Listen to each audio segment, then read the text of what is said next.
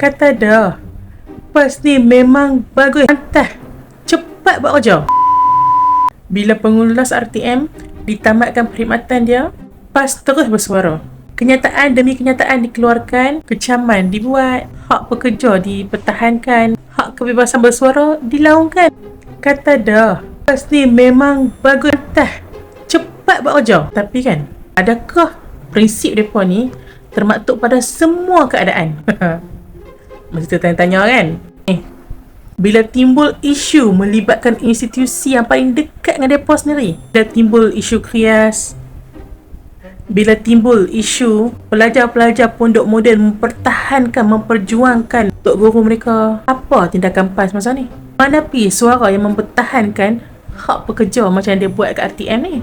Kenapa tak berlaku adil pada semua benda? Bila sendiri buat, PAS kata sabar Sat, kena tunggu penjelasan. Tapi bila orang lain buat, oh mereka ini zalim, PAS kata hak rakyat mesti dibela. Sekarang ni nak tanya, PAS ni perjuangkan prinsip ke perjuangkan politik untuk kemegahan sendiri?